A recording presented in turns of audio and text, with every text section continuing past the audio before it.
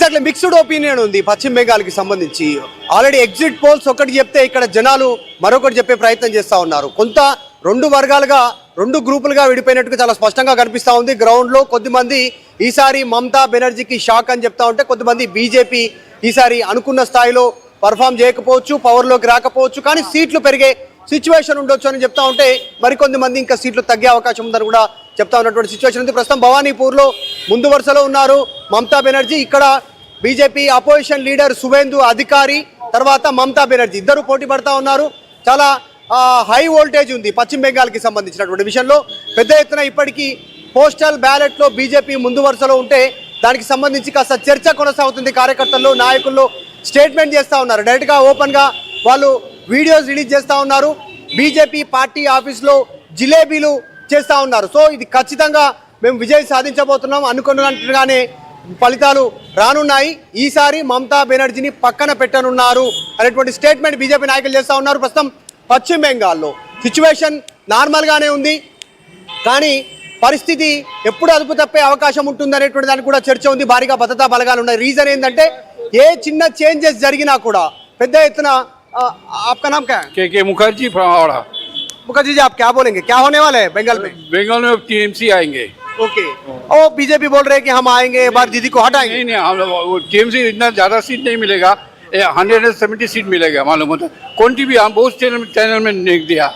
हम खुद ये भी है, रिपोर्टर भी है, एक तो चैनल कल्चर ऑर्गेनाइजेशन का, लेकिन हम लोग को ये नहीं है। हम के Mukherjee Bharat Tattva Mitra is culture organization of Calcutta. I am the reporter of the I am living in शावड़ा शिवपुर। अच्छा, आप ग्राउंड में रिपोर्टर, आप क्या दिख रहा है, कैसा माहौल क्या है, कई को आप इतना स्ट्रांगली बोल सक रहे, रीजन क्या है? रीजन कुछ नहीं है। जो ममता बनर्जी लास्ट जो इलेक्शन का पहले जो दे दिया ना, उसका जो स्ट्रोक जिसका बोलता है, उसी हिसाब से हम लोग बोलता है जे दीदी आएंगे। ये बार दीदी ममता दीदी को स्ट्रोक देने वाले हैं बीजेपी। नहीं स्ट्रोक देने के, लेकिन एक ही आदमी है जो बंगाल का बाहर में भी सबसे जो लड़ाई करते हैं। हम नॉट ओनली बंगाली, लेकिन सबके लिए उसके बाद रिपोर्टिंग आता है जो वो। ममता बनर्जी बंगाली फर्स्ट बोल रही, मगर सिचुएशन बिहाइंड द रीजन दूसरा अलग है, बांग्लादेश बना रही उन्होंने बीजेपी आरोपण है। नहीं, बांग्लादेश दूसरे के बारे में नहीं, टीएमसी जो काम किया था ना, इसका कुछ नजदीकी क्या बोलते हैं उसको फल मिलेगा। ठीक है, थैंक यू। ठीक है, भवानीपुर में क्या होने वाला है? भवानीपुर में क्या जीते सुवेंदु नहीं दीदी मार्जिन, सुवेंदु का क्या? दीदी जीतेंगे, मार्जिन कमती होगी, यही बात है। मार्जिन कम हो जाएगा। हाँ, आपका चैनल आरटीवी तो फ्रॉम हैदराबाद। आरटीवी तो हम लोग चैनल में आता है, देखता है तो न्यूज 18 का पहले। ఇది సిచువేషన్ గ్రౌండ్ లో సీనియర్ సిటిజన్ జర్నలిస్ట్ గ్రౌండ్ లో ఉన్న రియాలిటీ చెప్పే ప్రయత్నం చేస్తున్నారు అంటున్నారు. సీట్ల సంఖ్య తగ్గే అవకాశం ఉంది అంటున్నారు. బీజేపీ 200 పైన వస్తాయని అంటున్నారు. తృణమూల్ కాంగ్రెస్ కూడా 200 సీట్ల పైన వస్తాయనేటువంటి. Madhu please beyond hold get back to Tamil Nadu నుంచి ఒక షాకింగ్ న్యూస్, అందరికి మైండ్ బ్లాంక్ అయ్యే న్యూస్. టీవీకే మళ్ళీ పుంజుకుంది. పోస్టల్ బ్యాలెట్ లో కొంత స్లైట్ గా చేంజ్ కనిపించినా ఇప్పుడు టీవీకే పుంజుకున్న తీరు చూస్తే అంతా షాక్ అవుతారు. టీవీకే మొదటి స్థానంలో ఉంది, లీడ్ కొనసాగిస్తూ ఉంది. టీవీకే పోస్ట్ వాలెట్ లో అటు ఇటుగా కనిపించిన ఒక్కసారిగా దూసుకొచ్చింది. ఎర్లీ ట్రెండ్స్ లో టీవీకే అభ్యర్థులు ముందంజలో కొనసాగుతున్నారు.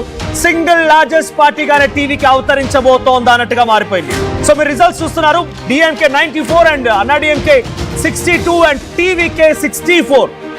ఈ సీట్స్ అద్భుతంగా టీవీకే పుంజుకుందని చెప్పాలి. సో అద్భుతమైనటువంటి రిజల్ట్స్ టీవీకే వైపు రాబోతున్నాయి. నిజంగానే యాక్సిస్ మై ఇండియా సర్వే నిజం కాబోతోందా అనేటువంటి అనుమానాలు కూడా కలుగుతూ ఉన్నాయి.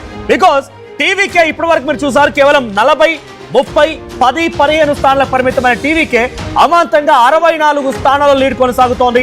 64 స్థానాల్లో టీవీకే, అన్నాడీఎంకే 62 స్థానాలు అండ్ డిఎంకే సుమారుగా 94 స్థానాలు. So as of now second position లో ఉన్న అద్భుతమైనటువంటి రిజల్ట్స్ వచ్చే అవకాశం అయితే ఉంది. సో మా ప్రతినిధి కృష్ణమోహన్ దగ్గరికి వెళ్తాను ఒకసారి. కృష్ణమోహన్, సో అద్భుతంగా టీవీకే పుంజుకుంటోంది. టీవీకే కూడా మళ్ళీ తన సెట్ మార్క్ ని క్రియేట్ చేసుకుంది. Of course second or third position లో ఫ్లక్చువేట్ అవుతూ ఉన్నా రిజల్ట్స్ మాత్రం షాకింగ్ అని చెప్పాలి. లీడ్స్ బాగా అద్భుతంగా పెరిగిపోతూ ఉన్నాయి. సో టీవీకే ఈ రకంగా లీడ్స్ కొనసాగించే అవకాశం ఉందా? ఇంట్రెస్టింగ్ గా టీవీకే కంటెస్ట్ చేస్తున్నటువంటి politicians maximum new faces, service oriented గా ఉన్నటువంటి ఆయా కాన్స్టిట్యున్సీలో ఉన్నటువంటి న్యూ ఫేసెస్ వాళ్ళంతా కంటెస్ట్ చేస్తున్నారు. సో వాళ్ళ భవితవ్యం ఏముండబోతోంది? టీవీకే ఈ రకంగా రిజల్ట్స్ కంటిన్యూ చేయొచ్చా?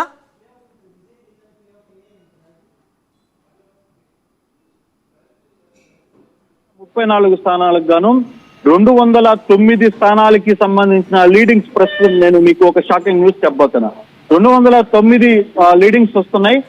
దీంట్లో టీవీకే 91 స్థానాలకి చేరుకుంది. 91 స్థానాలకి విజిల్ పార్టీ చేరుకుంది.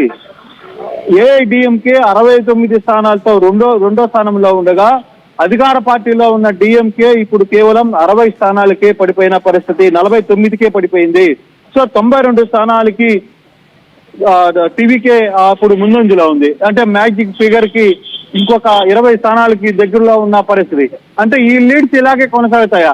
చాలా అన్యూహంగా నిజంగా ఎవరు మీరు అంటుంది నిజమే. నిజంగానే మీరు అంటున్నట్టుగా ఆ స్థాయిలో టీవీకే తమ విజయాన్ని చూపించబోతోంది అన్నప్పుడు అంతా షాక్ అవ్వాల్సింది. ఇంట్రెస్టింగ్ గా ఆర్టీవీ చేతిలో ఒక ఏఐ వీడియో ఉంది, ఎక్స్క్లూజివ్లీ ఆ ఏఐ వీడియో చూద్దాం ఒకసారి.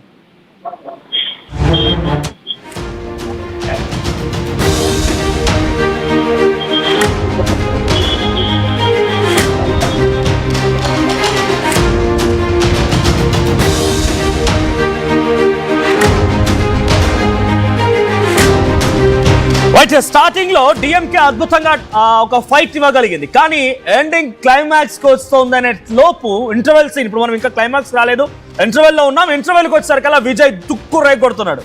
విజయ్ రిజల్ట్స్ లో అత్యద్భుతంగా మొదటి వరుసలో ఉన్నారు.